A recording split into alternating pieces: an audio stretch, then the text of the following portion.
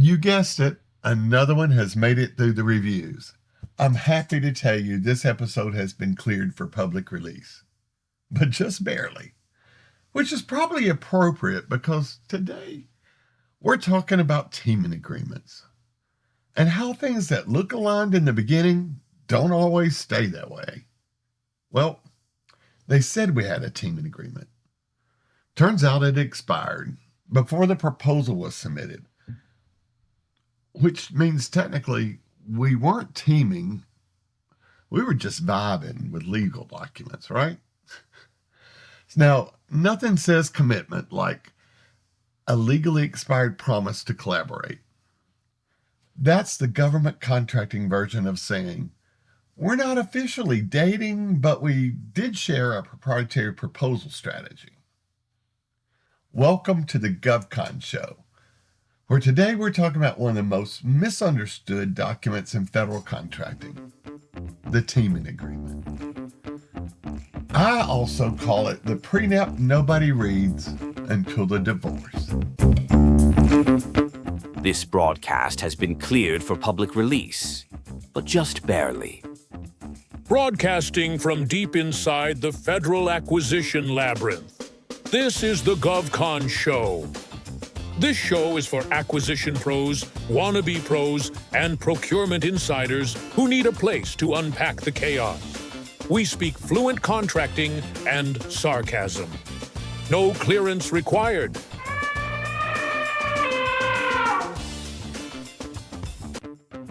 This is the GovCon Show. And away we go! Welcome back to the GovCon show, where the federal acquisition regulation meets the real world.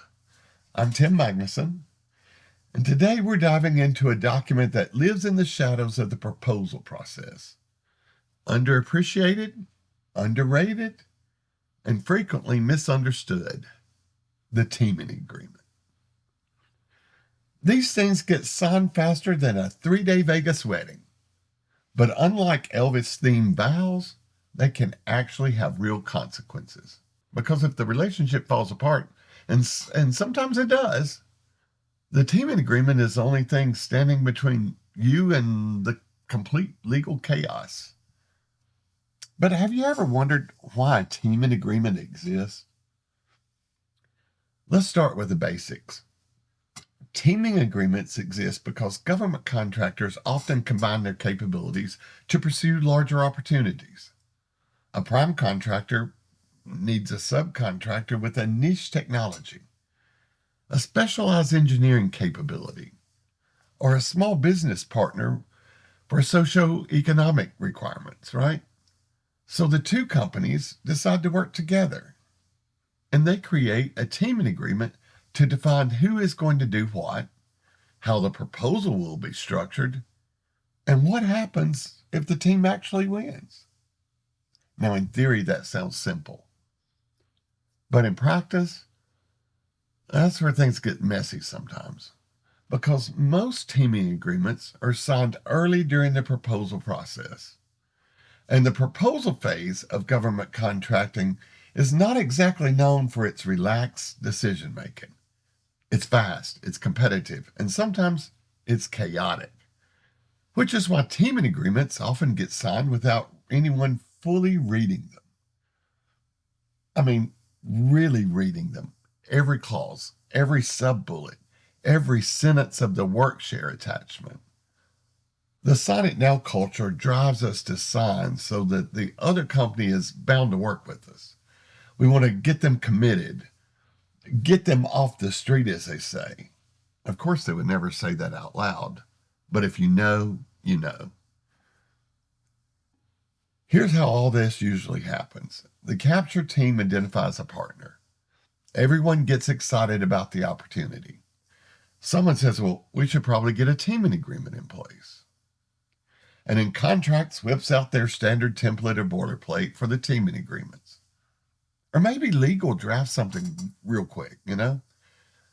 The document circulates, everyone assumes someone else is reviewing it, and within about 48 hours, the teaming agreement is signed. And here's the part that nobody thinks about. That document may define, well, may's a loose term. That document should define workshare, exclusivity, proposal ownership, data rights, subcontract negotiations.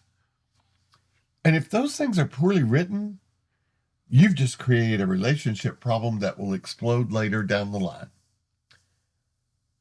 Let's talk about one of the most dangerous clauses that shows up in teaming agreements. It usually looks something like, prime contractors shall have the sole and exclusive discretion to determine what work, if any, it will be awarded to the subcontractor. It sounds polite, but let's translate it.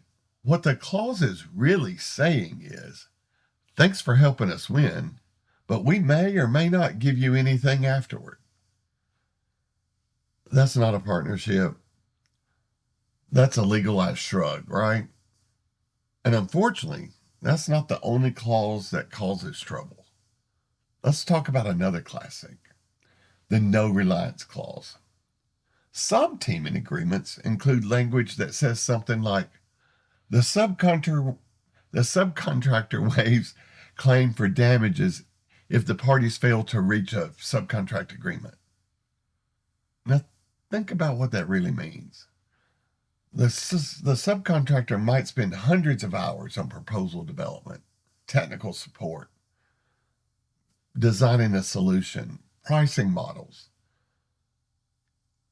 And if the prime contractor decides not to award them work later, the subcontractor has no recourse. Legally speaking, the clause basically says, thanks for helping us win. Good luck with the next opportunity. Now, at this point, you might be wondering something. If these clauses are so dangerous, why do people sign them? Well, that answer is very simple. Because of two very basic reasons. The subcontractor is needing, even excited about the potential of getting the work. And two, everyone assumes the relationship will work out. But then there is the trust problem. Teaming agreements often rely heavily on the trust between the two companies. And trust is great. Trust is how these relationships start. Trust is what gets you through the capture phase, right? Trust is what keeps teaming moving faster when the RFP drops. But here's the problem.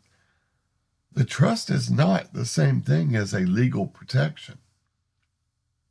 And in government contracting, those two things can get confused all the time because everything feels collaborative right up until it doesn't. And when you're chasing an opportunity, everybody's aligned. Everyone's in agreement. Everyone has the same goal, same excitement, same story to tell about how we're going to win this together. But once real money gets involved, things change. Companies get acquired, strategies shift, new executives show up who weren't part of the original handshake deal. And suddenly, that partner you trusted is now sitting across the table from you negotiating against you. And that's the moment everyone goes back and reads the teaming agreement, usually for the first time. So instead of pretending that it doesn't happen, let's lean into it. Let's have a little fun with it, right?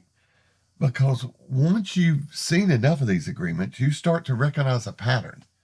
Some clauses are solid, others are sloppy, and some are absolute landmines. So I like to play a little game I call teaming agreement or trap. Here's how it works. I'll read you some clauses. Real language you'll see in actual teaming agreements.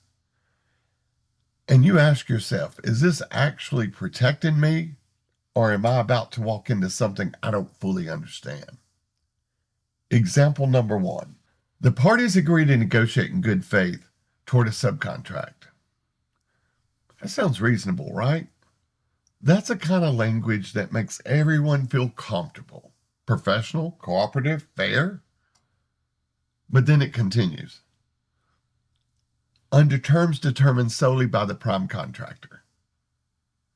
Now, wait a second. That's not a negotiation. That's a pre-decided outcome, wrapped in polite language. But you're not negotiating. You're participating in a process where one side has already controls the results. That's not partnership. That's positioning. This clause is a trap. Moving on. Example 2. This agreement automatically expires if the government cancels the procurement. No problem. No need for the agreement if it's canceled, right? Clean, simple. But here's the question nobody asks. What happens to everything that was shared before the cancellation? Your technical approach, your pricing strategy, your competitive positioning. All those things that gave the team its edge. If the agreement doesn't address that, then expiration of the agreement doesn't protect you. It just ends the relationship after the information's already changed hands. And now there's nothing stopping that information from being used later in a different opportunity, maybe. That's how companies lose leverage without realizing it. So it's where teaming agreements either protect you or they quietly work against you. Because the difference between a strong agreement and a weak one isn't how long it is, it's whether it actually anticipates how people behave when the stakes change. So let's shift gears. Let's move to the clauses that actually matter, because good teaming agreements do exist. And when they're written properly, they don't rely on trust alone. They break it up into structure, and they protect both parties. For example, workshare. One of the most important elements of a teaming agreement is the workshare addendum. That's the document defines how much each party is actually going to work, who is expected to do what they're expected to perform. The worst possible version of this clause says, workshare will be determined later. That's not a commitment. That's a placeholder for your future disappointment. A good teaming agreement will specify percentage allocations and the basis for those allocations, functional responsibilities, or specific work elements. Clarity matters. Exclusivity. Another major clause is exclusivity. Some teaming agreements require the subcontractor to work exclusively with the prime for this specific opportunity. That can be very reasonable, but the duration matters. If the agreement locks the subcontractor into exclusivity with no protections, they may miss opportunities with other primes that are pursuing the same procurement. Then there's intellectual property. Let's talk about the clause that causes the most legal panic: intellectual property. During proposal development, companies share technical concepts, software architects, pricing methodologies, proprietary processes. And if the teaming agreement doesn't clearly define ownership of that information, things can get real ugly later on. Very ugly. So dig into the details. Make sure the intellectual property clause is clear, very clear, for you to retain all the rights and ownerships of all your intellectual properties. Another critical element is the clause governing subcontract negotiations after award. Some teaming agreements say something like, the parties will negotiate a subcontract after award. Sounds fine, until negotiations fail. And at which point everyone discovers, well, the teaming agreement never defined pricing frameworks or timelines, or even dispute mechanisms. So now you're negotiating from scratch. Then there's the breakup files. Let's talk about something I call the breakup files. These are the moments when teaming relationships collapse. One of the most common scenarios looks something like this. The subcontractor contributes heavily to the proposal with technical writing, graphics, pricing support, capture strategy. The prime wins. And then radio silence. Weeks go by, then months. Eventually, the subcontractor learns the prime has decided to perform all the work internally. And the teaming agreement said only that the parties would negotiate in good faith, which legally means almost nothing. And that's the reason teaming agreements deserve much more attention than they usually receive, because they're not just proposal paperwork. They're the foundation of the partnership. Let's talk about something every contracts professional should be comfortable doing, and that's redlining the teaming agreement. Because if the document includes vague language like subcontractors shall receive reasonable work share, the correct response is define reasonable. Contracts are not poetry, and they should not rely on interpretation. They should rely on clarity. So let's wrap up today's episode with a few myths that we need to die. Myth 1. If we help them win, they'll definitely give us work. Reality, if it's not an agreement, it's not guaranteed. Myth 2. The NDA protects us. No. NDAs and teaming agreements serve completely different purposes. One protects confidentiality, the other defines the partnership. Myth 3. It's just for the proposal phase. No. It sets expectations for the entire relationship. NDAs are the dating period. Teaming agreements are the engagement period. And the subcontract is the marriage. Which means the teaming agreement is the prenup. And if you wouldn't sign a prenup without reading it, you wouldn't sign a teaming agreement without understanding it either. Something very important we should all understand. NDAs is the dating period. Teaming agreements are the engagement period. And the subcontract is the marriage. Which means the teaming agreement is the prenup to your marriage.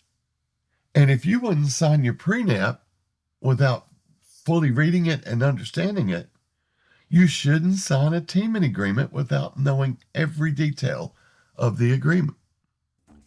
Because if the relationship falls apart, that document will decide what happens next. Thanks for spending a little time with me today on the GovCon show, where we read the clauses so you don't have to explain them to a lawyer later on. Until next time, keep watching your teaming partner with a squinty eye. Redline aggressively, and never sign a teaming agreement you wouldn't want to defend in court. You can find us online at thegovconshow.com. And if the Christian doctrine applied to podcast, this one would be deemed included. Like, share, follow, subscribe. We post new episodes every week, everywhere you listen to your favorite podcast. See you next time on the GovCon Show. If today's episode sounded a little too familiar, that's probably a sign. Until next time, keep your files tight, your logic tighter. Remember, if your compliance approach is built on checking boxes, you're building risk. We'll see you next time on the GovCon Show.